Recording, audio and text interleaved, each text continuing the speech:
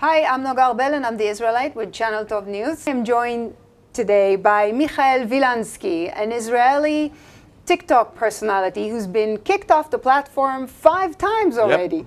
which is how, if you are in a battle for truth, we know that you're doing it right. Welcome, Michael. Thank you so much for joining us. Oh, Noga, first and foremost, thank you for having me. It's a great pleasure and an honor to be here with you. Thank you so much. We want to talk about truth today and how it manifests in Israeli media and whether it is truthful or something else. Well, no. In Israel, the truth is portrayed as being racist, as being Islamophobic, as being Arabophobic. If you are a Jewish person and you notice the reality in Israel, you notice the real situation, you cannot talk about it. You cannot even notice it. So if we bury our heads in the sand, that's somehow going to make the bad things disappear, like we're a child hiding from monsters under the bed? Well, this is really the narrative that is pushed upon us, but we, me and many other young Israelis, we are really not having it anymore. We're seeing the real situation on the streets. We're seeing that Jews are being killed, our country is burning, there are parts of the country we cannot even visit because, our lives will be in danger as Jews, but for some reason we cannot even talk about this. And we saw it in one of the recent stories with Ahmad Tibi. Do you want to present the story, Noga? Ahmad Tibi is an Israeli member of Knesset, an Arab Israeli member of Knesset. And yes, in recent days, Ahmad Tibi gave a heartfelt speech on the Knesset floor saying he was contacted by Arab taxi drivers who are complaining of growing disrespect, he called it racism, because apparently when you call an Arab taxi driver on one of the Get Taxi or whatever apps and you find out that he's Arabs, Israelis tend to cancel the ride. That, TB feels, is an abomination. It's racism. It's a decision to deliberately hurt the driver's income just because they're Arab. Is that the case, Michael? Well, first of all, I have to interject, and we have to present who TB really is. TB is an Israeli member of Knesset that, before his current position, served as the arch-terrorist Yasser Arafat's advisor from 1993 to 1999. For 6 years, he's been one of the main advisors to Arafat, to a terrorist. So how racist can we be if we allow this person to be a member of Knesset? And just feel the absurdity of this whole topic. Because the guy who has been an advisor to one of the arch-terrorists of the world, I think he's on the same level with al-Baghdadi and bin Laden. This guy is telling us, Jews, that if we are afraid for our lives and we cancel freaking taxi rides, we are being racist. So for him, it's entirely acceptable that Arabs commit 99% of terrorist attacks in Israel, and that... Well, where's the 1%? Well, murder 1% comes from... So we're just being generous now. Let's assume that there is a 1%. Okay, fine. So right. Arabs are responsible for terror attacks in Israel. Right. Despite being 20% of the population, they commit, I think, 80% of all violent crimes in Israel are committed 80% of violent crimes, the murder rate among Arabs is 13 times more than among Jews. It's at the level of Latin America and countries like Mexico. But if we Jews dare to notice it, we're immediately racist. We don't respect Arabs, and we're kind of hurting the coexistence with Arabs.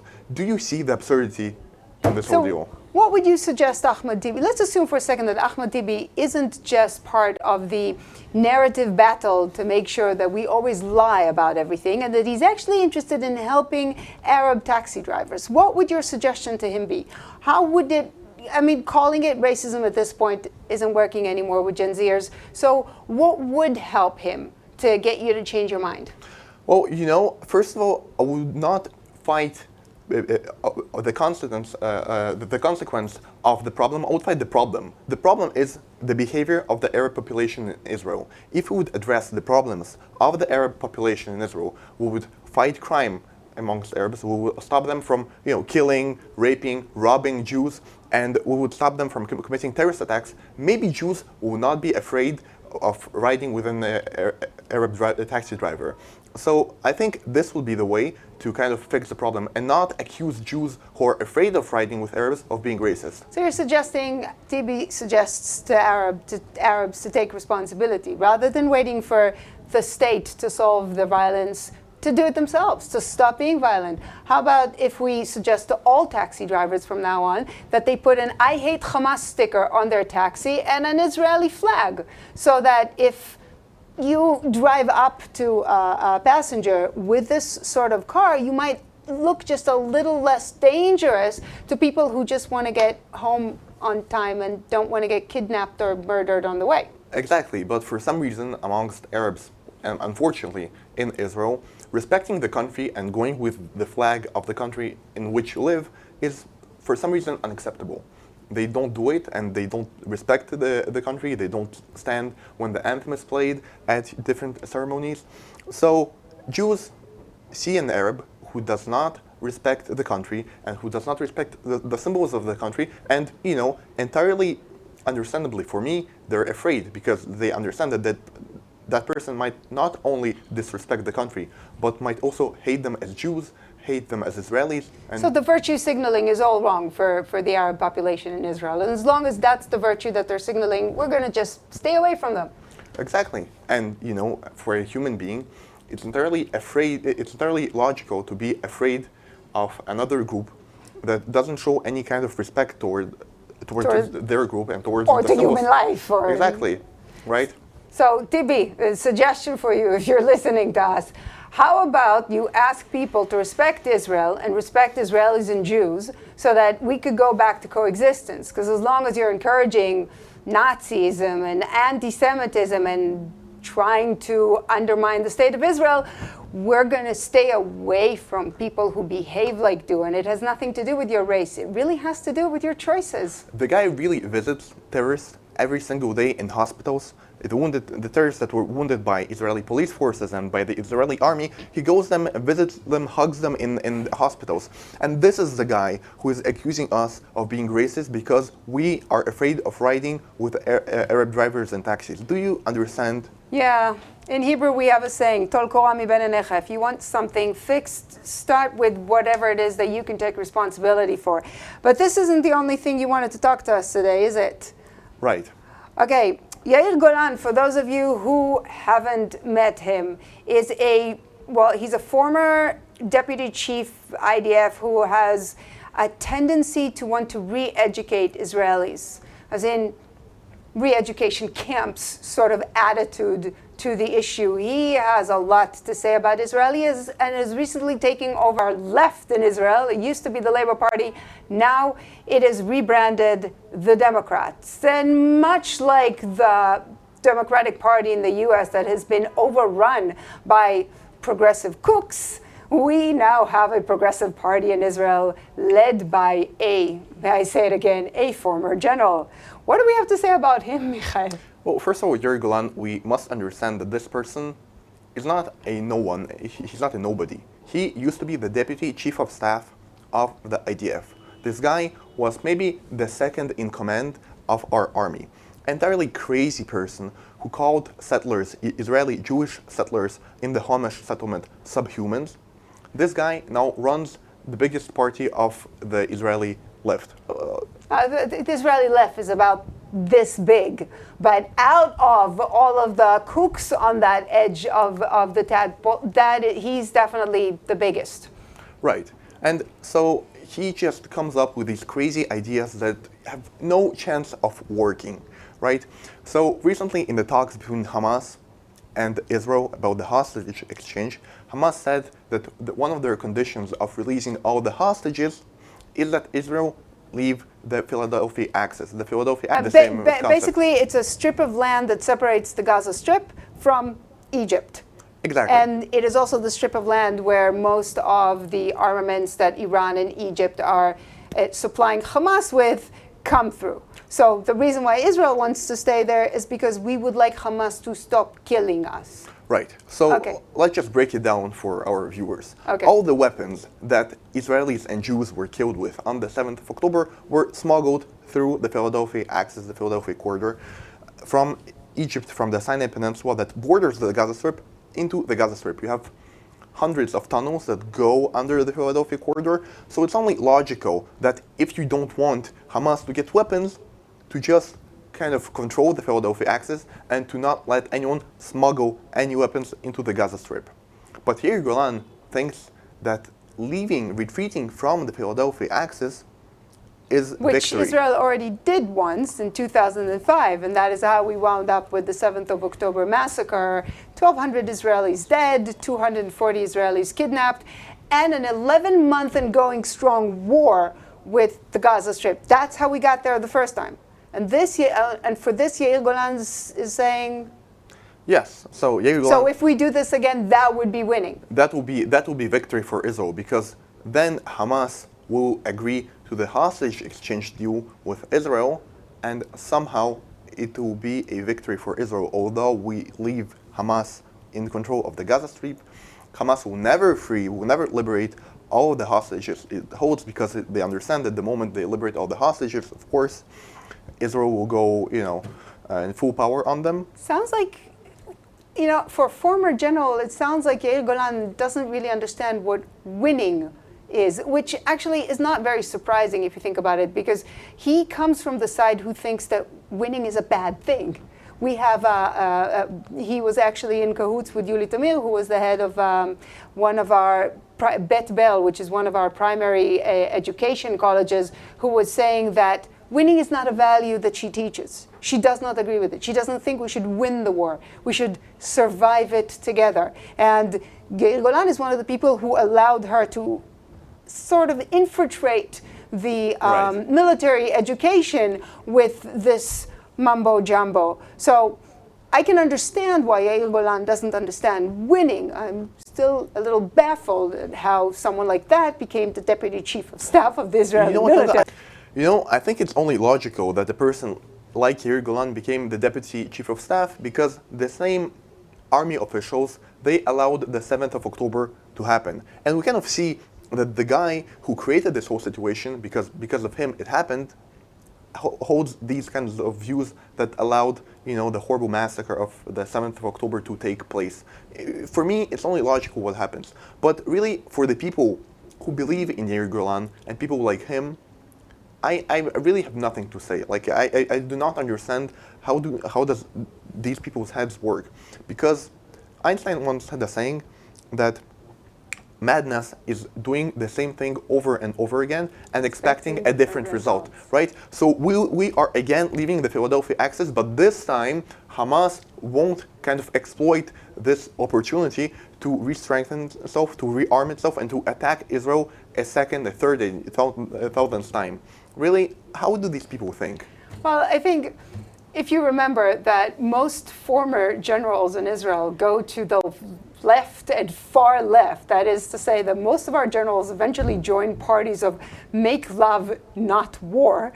I think maybe we're trying to reinvent something that doesn't need any fiddling with. And so you see less and less people supporting this sort of, I guess, disconnect with reality. But you mentioned, and this is the last subject we have time for today, you mentioned something about the hostage deal. And we want the hostages back. We want them back yesterday. We want them back 11 months ago. And we had better luck with this in the first few weeks of the war. Hamas actually gave us back 4 hostages before we went into the negotiating table, and we got a lot of hostages when the war was in full swing and the army wasn't hitting the brakes because they want to make love and not war. And so I'm wondering what your take is on what we have to do next to get them back. Well, we really have to go back and see what happened in the first phase of war that forced Hamas to give us back all the hostages that they did. Really, it's only one thing. It's military pressure that we applied on Hamas, right? Hang on, I want to get this right, because for Israelis, this is something that needs, We need to restate this just to make sure. Are you saying that when we win the war, when we use force to get our people back, that actually works? Well, in the Middle East, where we're fighting savages that the only language they understand is brute force, this is kind of the only way of conducting negotiations, right? To only fight them. And when they fear for their butt, they only then free some hostages. Now, when we are saying we have to make a deal now to free the hostages, what is going to happen? Like, guys, it's only logical that a person, an organization that tries to get the most out of a deal, when they hear demonstrations that are now happening every day in Israel, that are shouting, well, want the hostages now at any price, that they will only elevate the price, and we're going to get less and to pay more. It's a sort of reverse Stockholm syndrome, or survivor's syndrome even, in Israel, basically, where we keep thinking that if we change something about ourselves and we prove that we are just and we deserve to win, then we won't actually have to do the hard work, and something will be handed to us. Not only will it be handed to us, but just because we're righteous, it will fix the rest of the world. And that's a little, there's a word for that in Hebrew that is being used right, Mashichi, which is, I guess, roughly translated. Yeah, it's a little more than that. Messianic is used as an affront, basically saying that you're out of touch with reality. The thing is that it's used against the people who want to win the war, actually win it, instead of hoping that if they shout at the Israeli prime minister, somehow Hamas leaders will be convinced to make a deal and give the hostages back. So sounds like Messianic is on the left side. Sounds like Yair Golan and his Democrats and all of the make love, not war kooks are the ones who are endangering hostages in Israel and making a deal less and less likely. Because when the people who wanted to win were in charge, we got more than 100 hostages back, like this. Right. So young people in Israel, which side are they leaning? We know that there are people in Israel who are calling to have elections now, if they were to be held now, and they won't, but where would you land on that? Well, really, social media, that its prime clients are the younger generation, such as me, has two effects on the young generation. On one hand, many people, they believe the thing they see in the social media. For example, if they see cutesy Instagram posts that talk about freeing the hostages now, they might believe it. But on the other hand, social media challenges the narrative of the traditional TV channels that are mostly left-leaning in Israel and that are for the hostage deal at any price. So I myself, I'm part of the second group, but we also have to understand the effects of the hostage exchange deal if it will take place the way it's the left wants it to happen. First of all, we will never free all the hostages in a deal with Hamas. So the deal on the table right now is actually dangerous for most of the hostages. Exactly. Because Hamas understands that the moment they free all the hostages, Israel will go full ham on Hamas, right? This is the first thing. Second thing, we let Hamas understand that the strategy they've picked of kidnapping Israeli citizens and then to ask for ransom from Israel is working, and they'll do it again and again and again. So basically, we're kicking the bucket down and making sure that this will happen again for your generation as well. Exactly, and the last step, the last thing is that we're giving Hamas legitimacy, because the simple fact of conducting talks with Hamas means that we see it as an equal to us. Yeah, and the point was that we want to annihilate them, much like Nazi Germany was annihilated, and not have peace talks with them. So basically, if we get to the bottom, we're saving some lives now. We might save some, 10 lives, 20 lives, I don't know, because all hostages will never be freed. And then we'll pay a much higher price later. So what are we really saving? We're being childish and 3 years old, and we want everything now. And for the viewers who don't know this, there was a soldier by the name of Gilad Shalit that was held hostage by Hamas for, I think, about 5 years. And there was a public outcry for his release at any cost. That cost wound up being more than 1,000 terrorists released in exchange for him. One of them, not surprising at all, was Sinwar.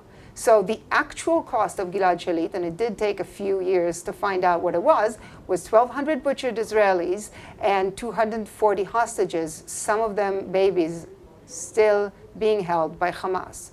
So the childish people who are screeching, deal now in the streets, are serving Hamas's interests more than they're serving Israelis. And they're just kicking the bucket down again because they're counting on the fact that we don't realize what these kind of deals really cost to all Israelis. Michael, thank you so much for joining us today. This is all the time we have. If you like the content, please remember to like, share, and subscribe. And do come again.